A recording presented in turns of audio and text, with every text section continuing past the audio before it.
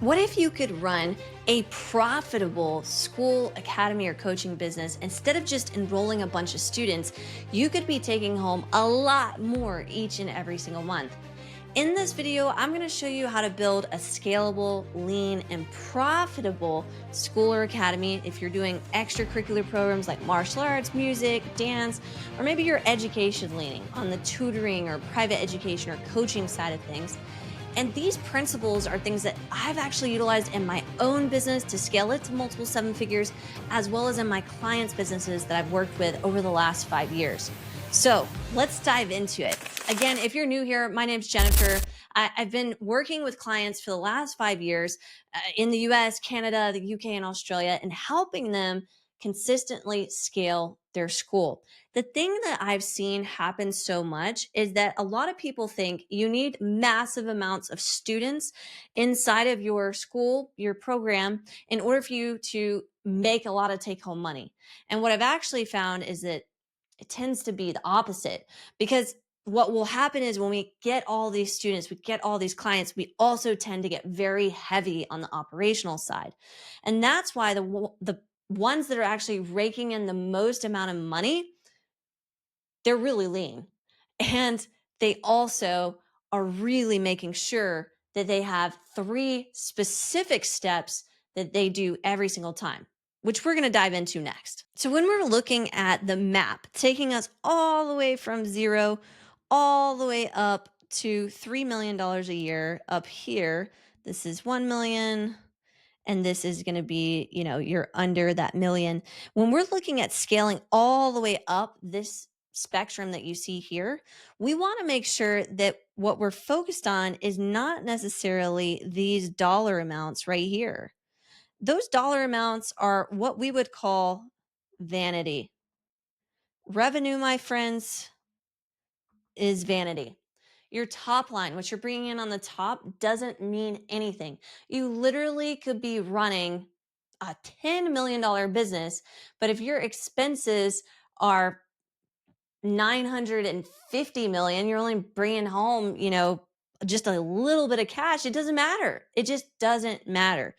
What matters is profit. Profit is sanity. I want you to get that in your head and I want you to remember that forever. When we think about this, it changes everything. It changes how we view just running the business in general. We start understanding the economics of scale. In the beginning, when we're building up from that 0 to 10K and even in the 10K to 40K, we're just kind of throwing people or we're throwing things at problems that come up instead of thinking through things in the sense of how much can I afford to problem solve this problem that's in front of me. Let me give you a great example. When if you're in a brick and mortar business, then I'll give an online example too. If you're in a brick and mortar business and let's say your classroom fills up and you go, "Oh my goodness, I need to expand because I don't have any more room for this particular age group or for this particular class or whatever it is." And so you go and you start looking at other ways that you can expand and you start looking at new locations and bigger spaces.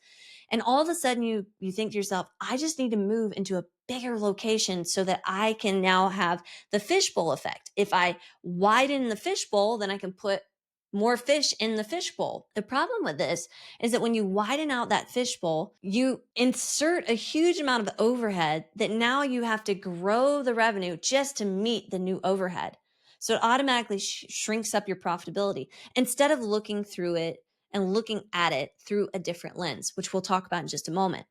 If you're in the online space, you might face this when you go, I am coaching all of these clients, but I'm on back to back calls. And there's no way that I can possibly grow my coaching business anymore unless I hire another coach, another person that can also coach these clients and give them the same results. And the reality is, again, you're looking at it through one lens when you could be looking at it through another lens. The lens that we actually want to look at and the way in which we want to perceive this is how can I take what I am actually doing in my business and how can I simply try to modify my current procedures that I'm doing so that I can still keep the same amount of profit that I want. Let's say that you want to consistently be bringing in 30% on your profit margin every single month. But you know, if you add on an extra coach or you add on an additional space, it's going to shrink that profit margin to 15%. Well, if I know that I can't do that, then I've eliminated that as a possibility. And so instead, I'm going to get creative. Let me share this with you. Instead, I'm going to look at creative solutions. And in the case of what I was talking about earlier, your classes are maxed out. One of the solutions that we would look at that we work with our clients on are rostered classes. One of my clients is actually in California. His name is Brandon. When Brandon came to me, he had just over 100 students, but we started blowing up his school. He installed the magnetic marketing triangle, started getting a bunch of students. He went from 100 students to about 225 students in about a 14-month, 18-month window, something like that. So it was massive amounts of growth. And the thing is, in California, there's not a lot of retail spaces in good places that are available for rent. And those that are astronomically expensive. And so we were looking at it and going, how do we add more students and continue scaling without moving? Because his lease wasn't up anytime soon. He'd have to break his lease or potentially still be reliable or responsible rather for the rent that was due on that space, even if he found another space. So instead, what we looked at is we went, well, we should go ahead and look at how we can make sure that students are coming to certain classes on certain days and then limit the amount of people that were in those classes, therefore pretty much forcing people to go to these other classes. And when we rostered classes, it helped make the whole entire process not even just smoother, but more profitable, which is what we needed, which allowed him to stay in that space, stack up the cash until he was ready to move into another location without being completely stretched thin or astronomically in debt while he was moving into that new space. Now, if you're in the online side of things, I'll just tell you what we did for our clients, or for ourselves rather, is we went, well, what can we do to make sure that we get the same experience and make sure that it's repeatable? And so we ended up going from one-on-one and just sticking with someone side by side into a format in which we could convey the same information with people that were going through the same challenges, the same problems, the same issues. And what was really cool is when we did that, they started to talk to each other and they started to be able to help each other too. And it built this whole community. So that's step one. Step two that we have to do is we need to start looking at our data. We want to make dashboard decisions. Dashboard decisions means I have a dashboard. I'm looking at that dashboard to figure out what should be my next step. Am I just going to make a gut feeling and decision on whether or not I expand, I stay where I'm at, I hire this person, I fire this person? No, we're going to make those decisions based off of data. And we have dashboards. The three things that we like to look at when we have those dashboards is number one, we want to know what our targets are. If you don't know your targets, it's very hard to determine if you're on the right track or not. Second thing we want to do is we want to look at our percentages. So our percentage to goal. So if our target is 10,000, whatever it is, and our percentage to that is only 20% and it's the middle of the month, well, we should be at 50% to target. So what are we going to do to make that up? And then the third thing that we want to look at is we got to know how fast we're going right now. So like our speedometer, where are we at right now in real time? It has to be updated real time.